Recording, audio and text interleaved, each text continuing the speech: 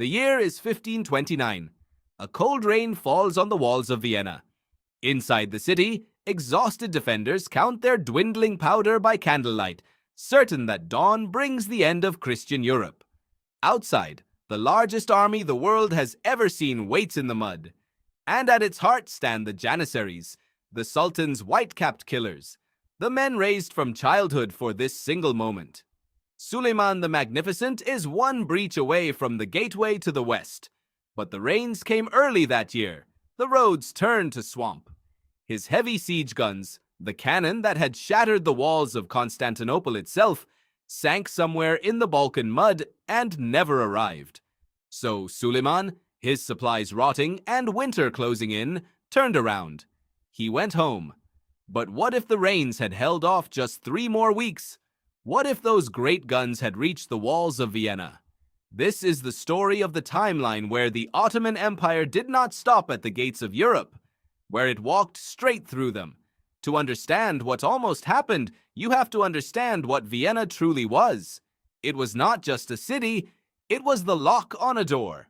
Behind it lay the soft heart of the continent, the German principalities, fractured and squabbling, the rich cities of the Holy Roman Empire, and beyond them, the open road to the Rhine, to France, to the Atlantic itself. In 1529, that continent was tearing itself apart. Martin Luther had nailed his theses to a church door only 12 years before. And now Catholic and Protestant princes hated each other more than they feared any sultan. The Holy Roman Emperor, Charles V, ruled an empire so vast the sun never set on it, and he was 1,000 miles away, drowning in wars against France and rebellion in his own lands.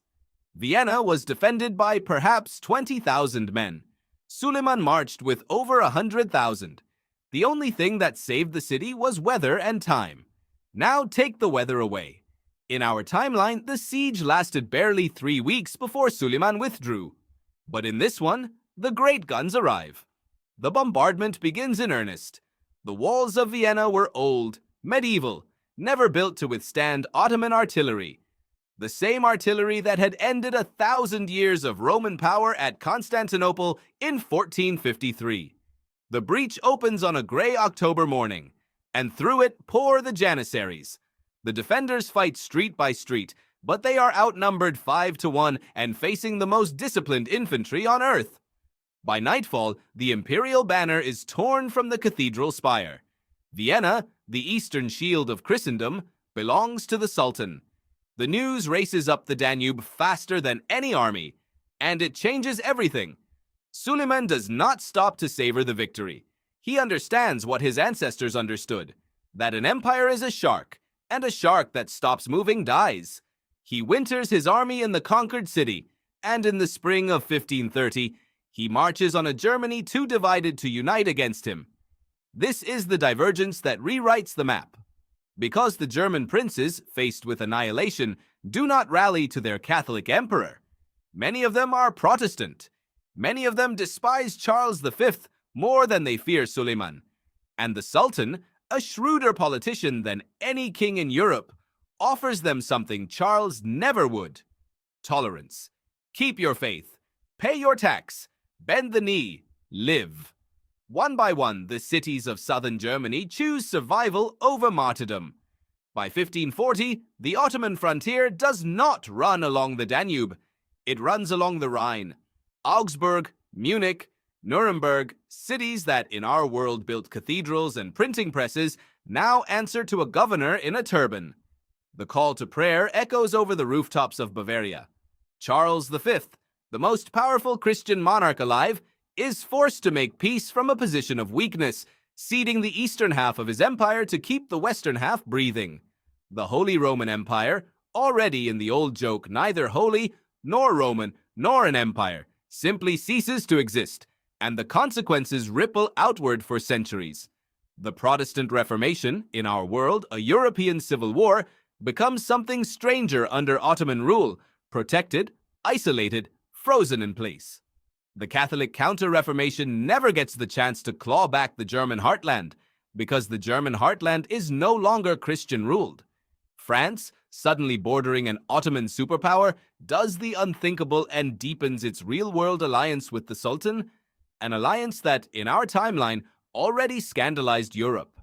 Paris becomes the Western capital of a continent reorganized around Istanbul. And the great age of European exploration?